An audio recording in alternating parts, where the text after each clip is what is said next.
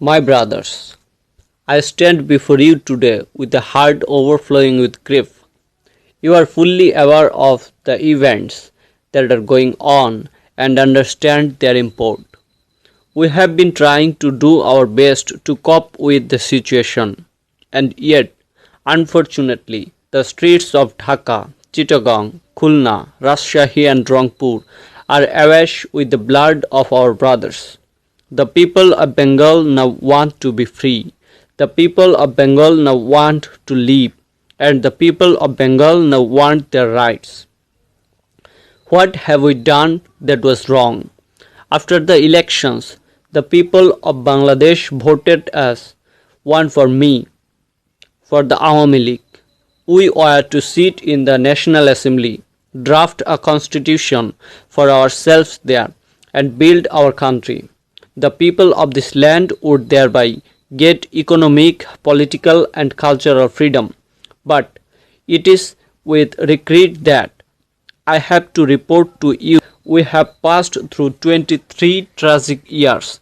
Bengal's history of those years is full of stories of torture inflicted on our people, of blood shed by them repeatedly.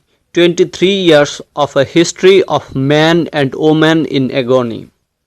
The history of Bengal is the history of a people who have repeatedly made their highways crimson with their blood. We shed blood in 1952, even though we were in the victors in the elections of 1954. We could not form a government then. In 1958, Ayub Khan declared martial law to enslave us for the next 10 years. In 1966, when we launched the 6-point movement, our boys were shot dead on 7th June.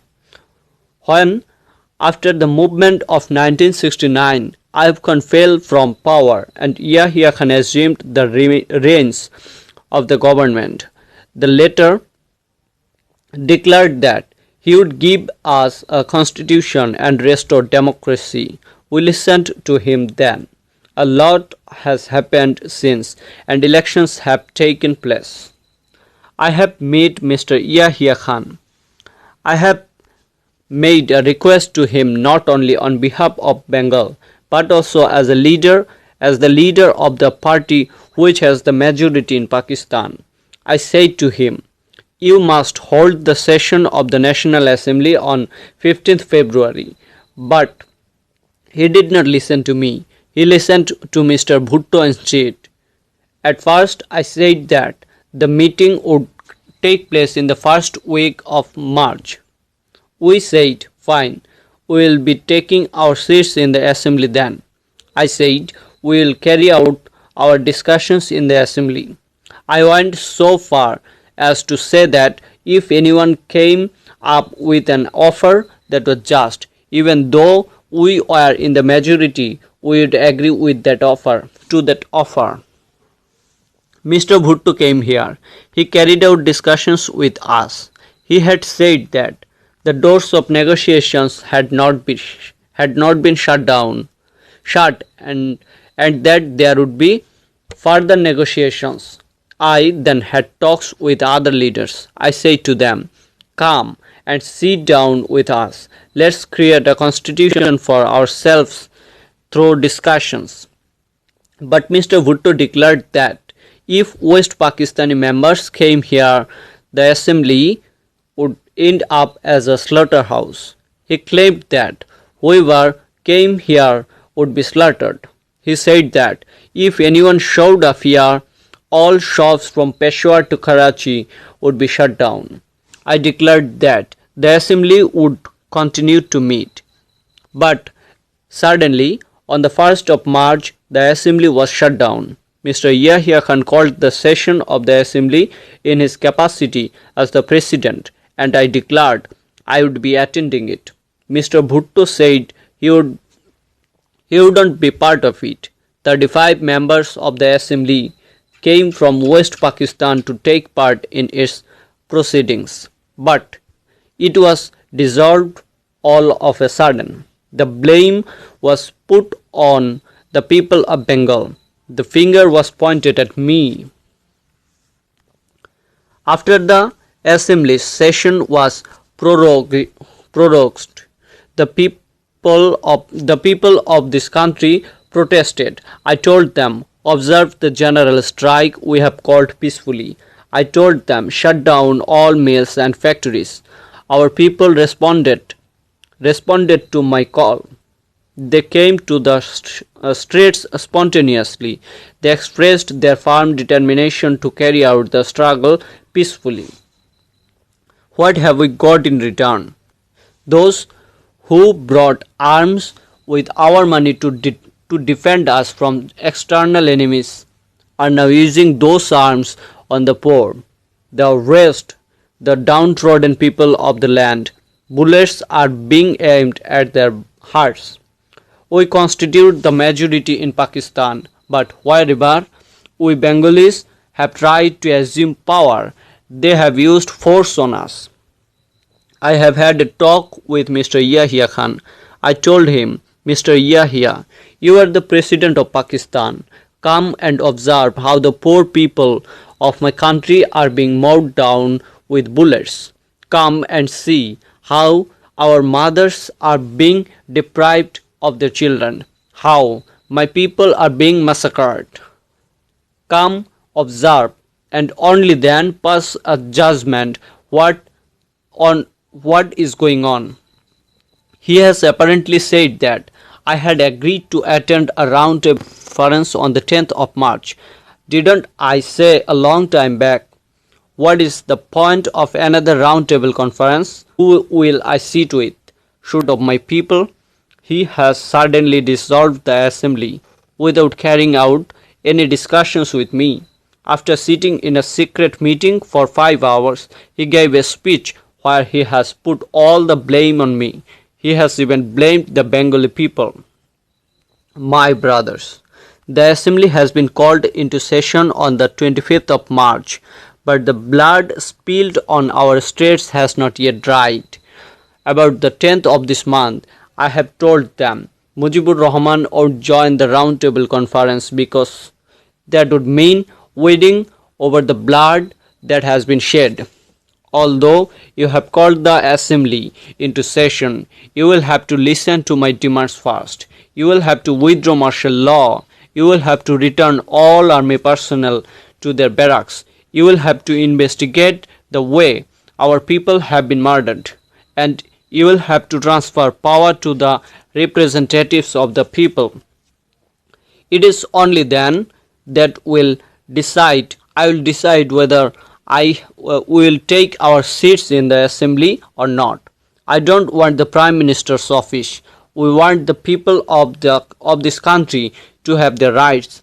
I want to state clearly that from this day, Bangladesh's court, magistracies, government offices and educational institutions will be shut down indefinitely so that the poor don't have to suffer, so that my people don't have to go through hardships. All will be exempted from the general strikes from tomorrow. Rickshaws, horse carriages, trains and launches will be allowed to move.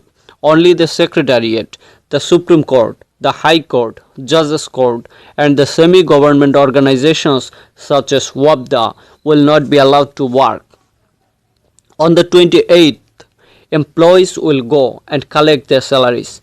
If their salaries are not paid, if another bullet is fired, if my people are shot again, I request all of you convert every house into a fort, confront the enemy with whatever you have, and even at the risk of your life, and even if I am not around to protect you, shut down all shops and make sure that traffic on all roads and ports are brought to a standstill.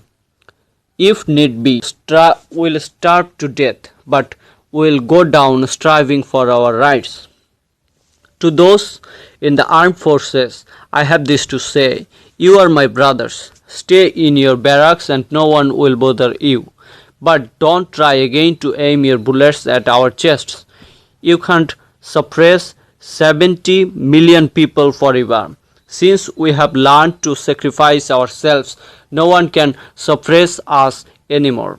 And as for our murders and those who have been wounded, we in the Awami League will do everything we can to assist them and their loved ones. If you have the means, please give what little you can to our relief committee. To honor the factories whose workers had participated in the general strikes the last 7 days, I have this to say: make sure that they are paid wages for those days. To government employees, I have this to tell: you will have to listen to my directives. Till our country is liberated, taxes and custom duties won't be collected. No one will pay them either. Remember, the enemy is aimed us to create chaos and confusion, to create anarchy and to loot. In our Bengal, Hindus and Muslims, Bengalis and non-Bengalis are all brothers. We are responsible for their safety. Let us not taint ourselves in any way. Remember, those of you who work for radio and television, if the people running the radio station aren't ready to listen to us, no Bengali will report for the work there.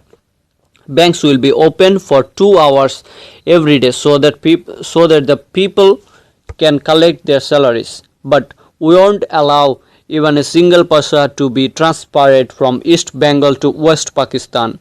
Telephones and telegram services will continue as before in our East Bengal. If we have to transmit news abroad, you will see to that. But if any attempt is made to exterminate our people, all Bengalis must take appropriate action. Form revolutionary committees under the leadership of Awami League in every village, every community. Be prepared to act with whatever you have in your possession. Remember, since we have already had to shed blood, we will have to shed a lot more of it. By the grace of God, however, we will be able to liberate the people of this land. The struggle this time is a struggle for freedom. The struggle this time is a struggle for emancipation. Long live Bangladesh. The speech has been translated by Fakhrul Alam.